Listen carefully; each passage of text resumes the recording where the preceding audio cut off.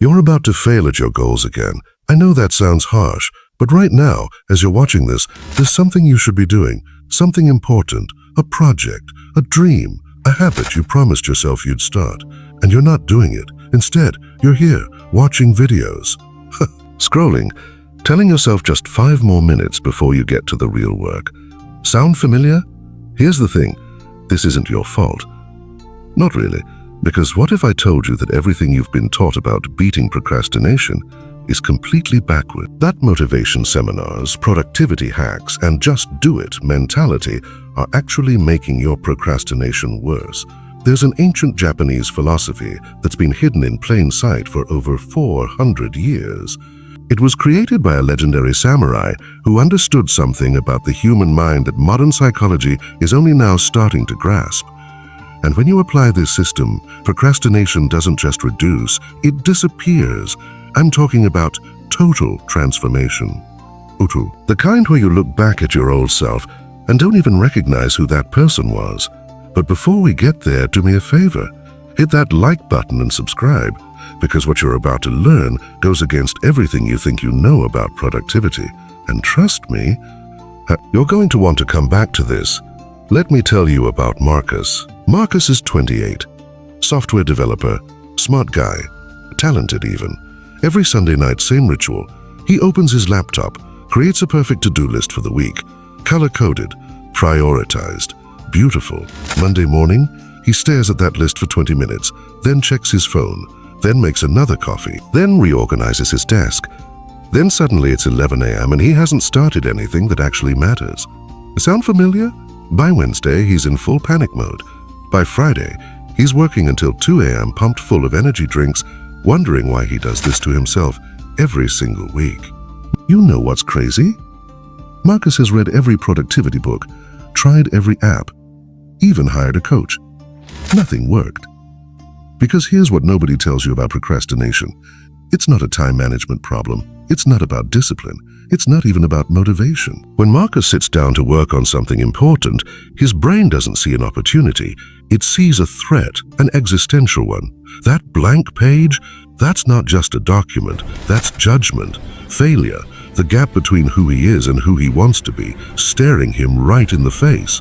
So his brain does what brains do when they detect threats. It runs, it hides, it finds something, anything else to focus on, something safe, something that won't expose him. And the worst part, the more Marcus beats himself up about it, the stronger the pattern becomes.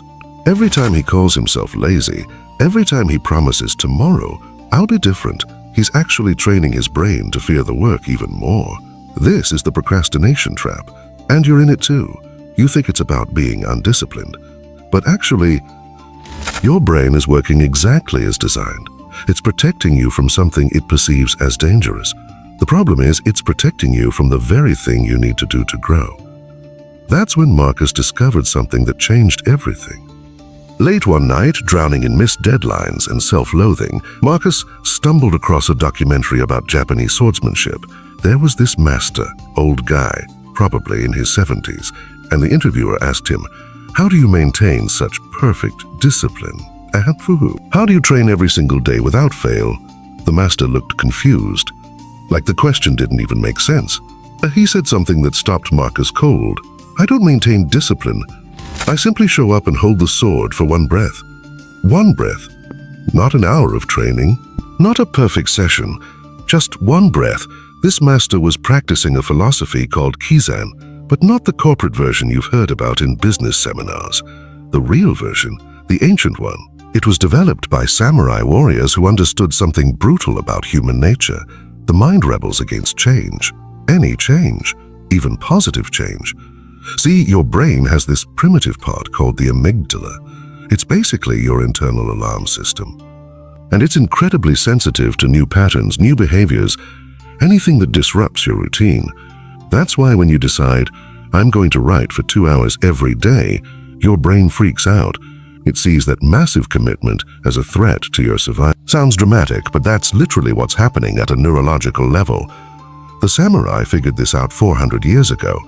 They discovered that the amygdala has a blind spot, a threshold below which it doesn't activate, below which it doesn't sound the alarm. And that threshold It's so small you won't believe it actually works. But here's the catch. This isn't about tricking your brain. It's not a hack. It's about understanding a fundamental truth about how transformation actually happens. Every single thing you do that actually matters started impossibly small. You learn to walk by standing for 1 second.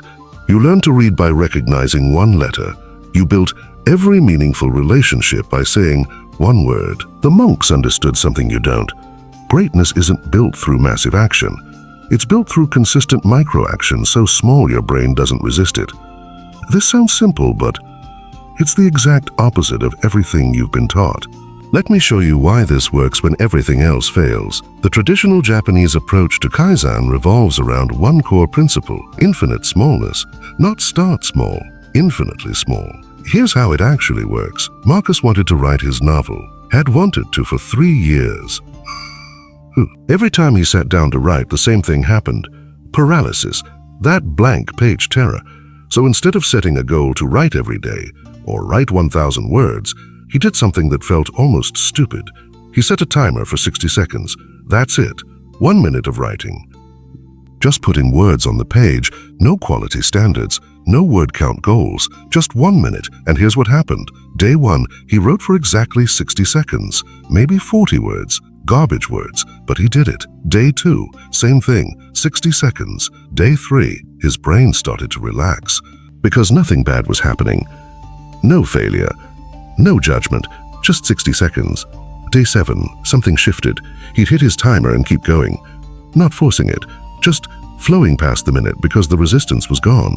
You know what happens next. Within 3 weeks, Marcus was writing for 20-30 minutes at a time, not because he forced himself, because his brain had rewired the association. Writing wasn't a threat anymore. It was just what he did. This is where everyone fails. They think the small action is training wheels, something you do until you're ready for the real work. Wrong. The small action is the work. The transformation happens in those first 60 seconds. Everything else is just momentum. Because here's the science. Your brain forms habits through a loop.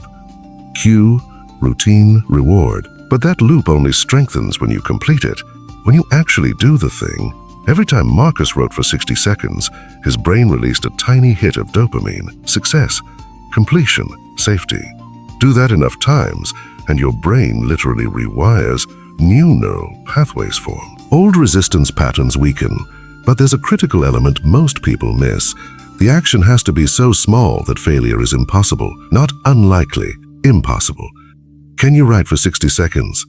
Yes, even on your worst day, even when you're sick, even when everything is falling apart. That certainty changes everything. Because procrastination feeds on the fear of failure, when you remove even the possibility of failure, procrastination has nothing to grab onto. Marcus used this for everything. Working out, 1 push-up, learning Japanese, 1 flashcard, cleaning his apartment. Put 1 item away. Sounds ridiculous, right? That's exactly the point. Your ego wants grand gestures. Your brain wants safety. The Japanese understood this tension and built a system that honors both. But here's the real problem most people face when they try this. Your mind is going to sabotage this. I need you to understand that right now. Because about 3 days in, you're going to feel stupid. You're going to think, this is too easy. I should be doing more. And that's exactly when people fail. They turn 1 minute of writing into, well, if I can do 1 minute, I should do 30 minutes. They hijack their own system. And the amygdala, it immediately recognizes the threat again. The resistance comes flooding back, and they're right back where they started. The second principle of Kaizen is this: honor the process, not the outcome. Let me explain. Western culture is obsessed with results. Hit this number, reach this goal, achieve this metric. We measure everything by the destination. The samurai understood that this approach destroys consistency. Because outcomes are unpredictable, you can write for 3 hours and produce garbage. You can train for a month and get injured. When you attach your sense of success to outcomes, you're building on sand. But process is controllable. Process is certain. Did Marcus write for 60 seconds today? Yes or no? That's it. That's the only measure that matters. Some days he wrote 1 sentence. Some days he wrote 3 pages. Both days were equal successes because he showed up. This is where it gets interesting. Because around week 4, something unexpected happened. Marcus noticed his procrastination showed up in other forms. He'd sit down for his 60 seconds, but suddenly need to organize his desk first, or check one email, or adjust his chair height. The resistance had evolved. Because your brain is smart, it adapts. When direct resistance doesn't work, it gets creative. It finds new ways to keep you safe, to avoid the threat. This is called productive procrastination. And it's actually more dangerous than regular procrastination because it feels like progress. The third principle addresses this. Monotask with sacred focus. For those 60 seconds, nothing else exists. Not your phone, not your thoughts about lunch, not your worry about whether this is good enough, just you and the action, pure, undiluted. The samurai called this mushin, the state of no mind. Complete presence in the single moment. Marcus started treating his 60 seconds like a ritual. Same time every morning, same spot, same breathing pattern before he started. He created a container of certainty around the action. And here's what the research shows. When you combine micro-actions with ritualistic consistency, you create what psychologists call automaticity. The behavior becomes so ingrained that it requires almost no willpower to execute. Think about brushing your teeth. You don't need motivation. You don't fight resistance. You just do it, because it's automatic. That's the end goal, not to force yourself to write, but to make writing as automatic as brushing your teeth. But there's one more element, the one that actually seals the transformation. After each 60-second session, Marcus did something specific. He closed his laptop, put his hand on his chest and said out loud, "I'm a writer who writes. Not I'm trying to be a writer. Not I want to write." Present tense, identity level. The Japanese understood that habits are downstream of identity. You don't build habits to change who you are. You change who you are, and habits flow naturally from that. Every single day, with that 1 minute and that one statement, Marcus was rewiring his self-concept. From person who wants to write to writer who writes. 6 months in, he'd written 87,000 words, a complete first draft. He didn't find time to write. He didn't get motivated. He didn't overcome procrastination through willpower. He became someone for whom writing was identity. And identity doesn't require motivation. This is where it gets controversial. The person Marcus was before this system, that person is dead. I don't mean that metaphorically. Neurologically, literally, that version of Marcus no longer exists. Because here's what actually happened in his brain over those 6 months. Every single day he completed his 60 seconds, he strengthened the neural pathway connecting sitting at desk with writing words. Every single day he skipped the procrastination loop, he weakened the pathway that connected writing with threat. New neurons grew, old connections pruned away. The physical structure of his brain changed. This is neuroplasticity in action, and it's not some woo-woo concept. It's measurable, literal. You are not the same person you were when this video started. The act of learning the system has already created new neural connections in your brain. The question is, will you strengthen them or let them die? Marcus's results, novel. First draft complete morning routine, hasn't missed a day in 8 months Japanese study. Passed N4 proficiency exam fitness. Lost 34 pounds, can do 50 consecutive push-ups starting from 1 minute. One push-up, one flashcard. But here's where people get it wrong. They see these results and think, okay, I need to do what Marcus did. No, you need to understand why it worked. Because the specific actions don't matter. What matters is the principle. Infinite smallness. Process over outcome. Sacred focus. Identity transformation. Those principles work for anything. Writing, business, relationships, healing, anything. I know what you're thinking. This is too slow.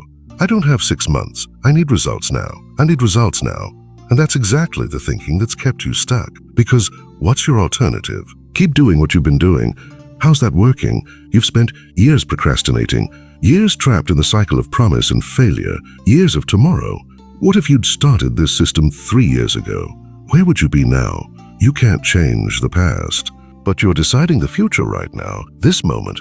3 years from now, you'll either be the person who ignored this and stayed stuck, or the person who started so small it seemed stupid and completely transformed. The choice is frightening, isn't it? Because now you know. You can't pretend you don't know. The Japanese have a phrase, fall 7 times, stand up 8. But they're not talking about motivation. They're talking about systems, about building a foundation so solid that falling doesn't matter. You just stand back up, automatically.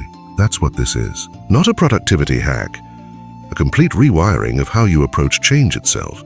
Now the question is, what are you going to do about it? Here's your challenge. And I mean this literally. Close this video right now. Pick one thing, just one, the thing you've been procrastinating on the most. Boost. Now make it so small it feels embarrassing. Want to write, one sentence, want to work out, one push-up, want to learn something, 1 minute of study, want to clean your space, put one item away, set a timer if you need to. Make it stupidly, impossibly small, then do it right now. Before you watch another video, before you check another notification, 60 seconds. That's all I'm asking. And tomorrow, same thing, same tiny action, same time if possible. Do this for 7 days. Just 7. Don't increase the amount, don't make it harder. Honor the smallness. Then come back to this video and leave a comment telling me what happened, because I guarantee something will shift. Your brain will start to relax. The resistance will soften. You'll catch yourself going past the timer, not because you're forcing it, because the path is forming. This is how you end procrastination forever. Not by fighting it, by making the first step so small that your brain doesn't recognize it as a threat. The samurai didn't become masters through epic training montages. They became masters by showing up to hold the sword, one breath at a time. You want transformation? Stop waiting for motivation. Stop looking for the perfect system. Stop telling yourself tomorrow will be different. Start so small it seems stupid. Then trust the process, because that's the secret, the ancient wisdom hidden in plain sight. Greatness isn't built through massive action. It's built through micro-action repeated with sacred consistency until your identity shifts and the action becomes who you are. Subscribe if this hit different. Share it with someone who needs to hear this. And for the love of everything, start your 60 seconds today, right now.